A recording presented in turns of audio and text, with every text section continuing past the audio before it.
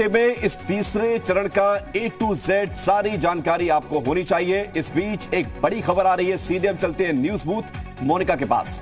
मोनिका, तीसरे चरण का रण है। तीसरे चरण में कल वोट डाले जाने हैं, यानी कि 2 चरण हो चुके हैं। अब राउंड 3 की बारी है, जिस पर सभी की निगाहें। और राउंड 3 पहले के 2 राउंड से बेहद अलग है। ये मुकाबला और भी ज्यादा कठिन है, ये चुनावी फाइट और भी ज्यादा टाइट है। ऐसे में तीसरे चरण से जुड़ी कुछ जरूरी बातें हम आपको यहाँ पर बता देते हैं। तीसरे चरण से जुड़ी कुछ बातें जानना समझना आपके लिए बेहद ज्यादा जरूरी हो जाता है, क्योंकि इसमें वो जिले शामिल हैं जो जिनके ऊपर वोट डाले जाने हैं। अब किस किस पे वोट डाले जाएंगे ये भी आप जरा समझ लीजिए। देखिए, करहल है, मैनपुरी का करहल है जिसमें वोट डाले जाएंगे, जो हॉट सीट है। इसके अलावा मैनपुरी में चूंकि 3 आती हैं, लेकिन जो सबसे ज्यादा निगाहें हैं वो करहल पर है। क्षेत्र 3 है, पश्चिम की 19 सीटें हैं, बुंदेलखंड की 13 सीटें हैं, अवध की 27 सीटें हैं, कुल 59 सीट्स यानी कि 59 विधानसभा सीटें हैं। उम्मीदवारों की बात करें तो 624 उम्मीदवार चुनावी मैदान में हैं। तो ये हाल हम आपको बता रहे हैं, जिस पर कल सभी की निगाहें रहेंगी। 12 घंटे का लगभग समय है। इस 12 घंटे में जनता को डिसाइड करना है कि उसे किसे वोट देना है। क्योंकि तीसरे चरण का जो रण है उसमें उत्तर प्रदेश के 3 हिस्से कवर हो रहे हैं, पश्चिम, बुंदेलखंड और अवध। ऐसे में इस पर सभी की निगाहें और ज्यादा जानकारी दे रही है मेरी सहयोगी आकांक्षा।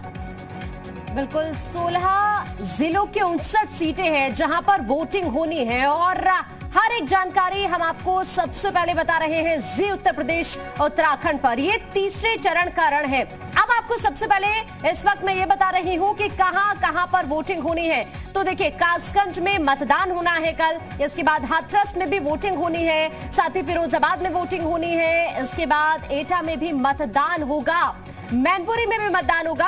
ये तमाम वो जिले इस वक्त ग्राफिक्स के जरिए हम आपको बता रहे हैं जहां जहां पर कल वोट डाले जाएंगे। फर्रुखाबाद में मतदान होना है, कन्नौज में मतदान होना है, इसके अलावा इटावा में मतदान होना है, औरैया, कानपुर देहात, कानपुर नगर, जालौन, हमीरपुर, ये तमाम वो जिले हैं जहां पर वोटिंग होनी है। तीसरे चरण की हॉट सीटें कौन सी है ये इस वक्त आप देख रहे हैं। करहल भी एक हॉट सीट है, क्योंकि यहां से खुद अखिलेश यादव चुनावी मैदान में। जसवंत नगर भी हॉट सीट है, कासगंज भी हॉट सीट है, इसके बाद हाथरस हॉट सीट है, मैनपुरी हॉट सीट है, कन्नौज, इटावा, कानपुर नगर, झांसी, ये तमाम वो हॉट सीटें हैं जिन पर हर किसी की नजर बनी रहने वाली है। तो हर एक सीट का समीकरण क्या कुछ बन रहा है वो भी आपको हम बताएंगे, लेकिन उससे पहले 2017 के नतीजे क्या रहे ये भी आपको जानना चाहिए। इन 59 सीटों पर तो बीजेपी को 49 सीटें मिली 2017 के विधानसभा चुनाव में। समाजवादी पार्टी को कितनी मिली ये भी आपको जानना चाहिए। जी 8 सीटें, सिर्फ और सिर्फ 8 सीटें 2017 के विधानसभा चुनाव में समाजवादी पार्टी को मिली थी। बीएसपी को सिर्फ और सिर्फ 1 सीट मिल पाई थी। इसके बाद कांग्रेस का भी हाल आपको जानना चाहिए। कांग्रेस को भी सिर्फ और सिर्फ 1 सीट मिल पाई थी 2017 के विधानसभा चुनाव में, अदर्स 0 सीट। तो ये 2017 में क्या समीकरण रहा है वोट को लेकर वो इस वक्त हम आपको दिखा रहे हैं। बीजेपी 8 एसपी, 1 बीएसपी, कांग्रेस और अदर्स का हाल आपने देखा। इसी बीच ग्राउंड रिपोर्ट क्या कहती है ये जानने के लिए हम चलते हैं हमारे सहयोगी इस वक्त जेपी हमारे साथ जुड़ गए हैं। सीधा जेपी का रुख करते हैं। जेपी, अब तो कुछ ही घंटे बचे हैं मतदान में, अभी की तस्वीर क्या कहती है वहां पर? बिल्कुल, देखिए, अगर आकांक्षा हम बात करें 627 उम्मीदवार, जी हाँ, तीसरे चरण की बात करें 627 उम्मीदवारों की किस्मत का फैसला होगा और उनके लिए ये आखिरी रात है, यानी उनकी धड़कनें बढ़ गई होंगी, क्योंकि कल सुबह वोटर जब निकलेगा तो वो सुबह वोटर आपको बता दे कि सुबह 7 बजे निकलेगा और 7 बजे से लगातार 6 बजे तक वोटिंग होगी। लेकिन आपको बता दें कि इस तीसरे चरण में हाई प्रोफाइल लोगों की किस्मत ईवीएम में कैद होगी। चाहे हम बात करें अखिलेश यादव की, क्योंकि अखिलेश यादव करहल से लड़ रहे हैं, उनके मुकाबले पर एसपी सिंह बघेल लड़ रहे हैं जो मोदी सरकार में मंत्री हैं। इसके अलावा जसवंत नगर से शिवपाल यादव लड़ रहे हैं, सतीश महाना है कानपुर जिले से, वो वहां चुनावी ताल ठोक रहे हैं। तो ऐसे रामवीर उपाध्याय हैं जो कभी बीएसपी का बड़ा चेहरा होते थे लेकिन अब वो बीजेपी से चुनाव लड़ रहे हैं। तो लुइस खुर्शीद हैं जो सलमान खुर्शीद की पत्नी है, वो फर्रुखाबाद से चुनावी ताल ठोक रहे हैं। और यहाँ से ऐसे बड़े चेहरे हैं जिनके 30 ये तो आपने कई महत्वपूर्ण चेहरों का जिक्र किया है जो दिग्गज हैं, हम ये कहें तो गलत नहीं होगा। इस तीसरे चरण के यादव लैंड पर चूंकि कल मतदान हो रहा है, एक चीज यहाँ पर गौर करने वाली जेपी ये भी है कि करहल में जितना दम भारतीय जनता पार्टी ने लगाया, एसपी सिंह बघेल, अखिलेश यादव उधर चुनावी मैदान में इतना दमखम जसवंत नगर में नजर नहीं आया। देखिए बिल्कुल कहीं ना कहीं ये बीजेपी की खास रणनीति थी, एक स्ट्रेटेजी थी। कहीं ना कहीं अखिलेश यादव को उनके ही गृह क्षेत्र खासकर करहल विधानसभा में घेरने के लिए होती। जब से एसपी सिंह बघेल पर देखिए हमला हुआ था, उसके बाद फिर वहां गृह मंत्री अमित शाह का दौरा हो जाता है, फिर सीएम योगी वहां पहुंच जाते हैं। उसके बाद कहीं ना कहीं देखिए जो यादव फैमिली है उनकी टेंशन बढ़ जाती है, तो अखिलेश यादव खुद सक्रिय हो जाते हैं, मुलायम सिंह यादव खुद आ जाते हैं, फिर उनके परिवार के लोग वहां आ जाते हैं, रोड शोज होते हैं। तो एक खास रणनीति है। लेकिन अगर हम चुनावी माहौल को देखें या वोटों के समीकरण को समझे तो देखिए वहां यादव वोटरों की तादाद ज्यादा है, मुस्लिम वोटरों की तादाद ज्यादा है, तो बीजेपी के लिए वहां एक चैलेंज है। लेकिन कहीं ना कहीं एक प्रेशर जरूर बनाया गया था अखिलेश यादव को करहल में घेरने के लिए, और बीजेपी कहीं ना कहीं इसमें कामयाब होती भी दिखी। क्योंकि आपने देखा होगा तीसरे चरण का जो फेज है, जो चुनाव था, वो करहल विधानसभा सीट पर आकर रुक गया है। तो इसलिए सबकी नजरें करहल पर टिकी हुई है कि कहीं करहल में खेल तो नहीं हो जाएगा। लेकिन देखना होगा कि मतदाता कोशिश यही है। लेकिन जेपी, हमें बीजेपी का पिछली बार का परफॉर्मेंस भी नहीं भूलना चाहिए। 49 सीटें यादव लैंड में,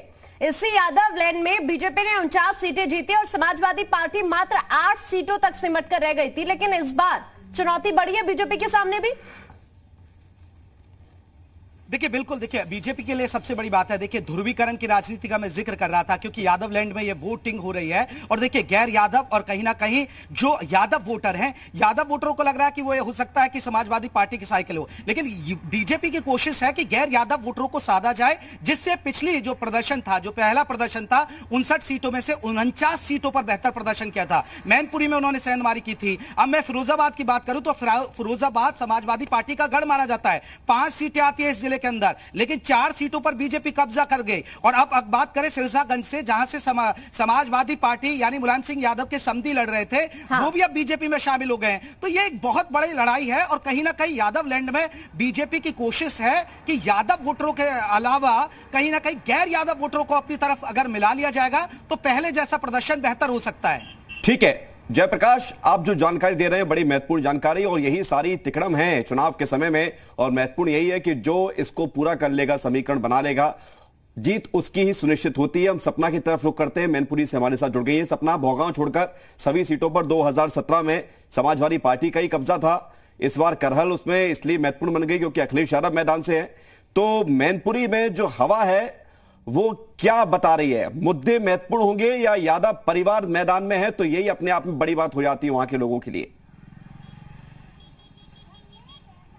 देखिए 3 दिन हो गए हैं, 3 दिन के बाद अब आज का जो दिन है, प्रचार का शोर थम गया है। और उसके बाद जब हम लोगों से बातचीत कर रहे हैं, आपने एक बात बोली और वो बहुत सही बात है जो गढ़ में दिखाई देती है कि मुद्दों से ज्यादा कई बार चेहरे जरूरी हो जाते हैं जनता के लिए, और खास तौर पर गढ़ में। आपने ये कहा कि मैनपुरी की भोगांव सीट पर बीजेपी ने जीत हासिल की थी और बाकी जो सीटें थी वो सपा की झोली में चली गई थी। लेकिन इस बार समीकरण बदल गए हैं। मेहनत दोनों ही पार्टियों को करनी पड़ी है, चाहे वो बीजेपी हो चाहे समाजवादी पार्टी हो।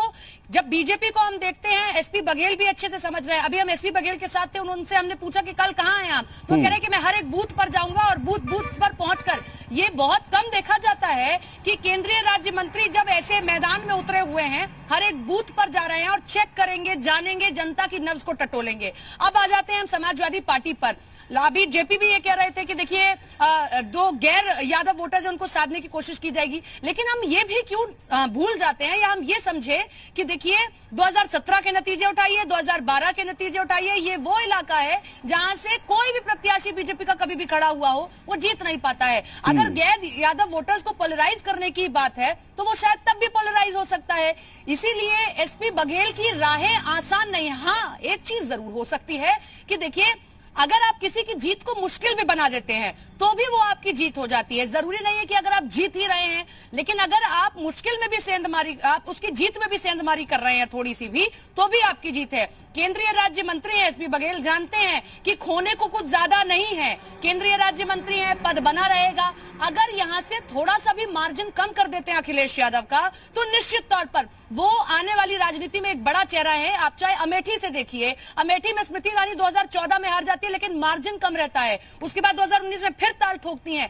अगर अखिलेश यादव का यहां से मार्जिन भी कम रहा तो भी अखिलेश यादव पर सवाल निशान है। अब बात मुद्दों की आप कर रहे हैं कि सपना मुद्दे बड़े या चेहरे बड़े।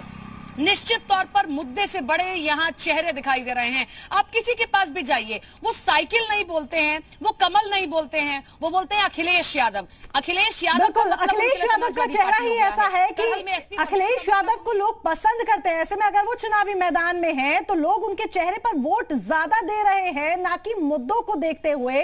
तो ऐसे में असल तस्वीर क्या होगी ये आगे आने वाला वक्त बताएगा। लेकिन अब झांसी का भी रुख कर लेते हैं, जहां से हमारे संवाददाता अब्दुल सत्तार हमारे साथ जुड़े हुए हैं। अब्दुल, झांसी की अगर हम बात करते हैं तो देखिए, बुंदेलखंड का हिस्सा, और बुंदेलखंड में एक वक्त था जब कांग्रेस और बसपा का दबदबा हुआ करता था, लेकिन 2017 में बीजेपी ने यहां क्लीन स्वीप किया। तो अब 2022 में कैसे समीकरण, क्या 2017 जैसा प्रदर्शन बीजेपी दिखाएगी या फिर कोई और राजनीतिक दल सेंधमारी करता हुआ नजर आ रहा है? लेकिन इतना आसान नहीं है कि बीजेपी को दोबारा वापसी आ जाए।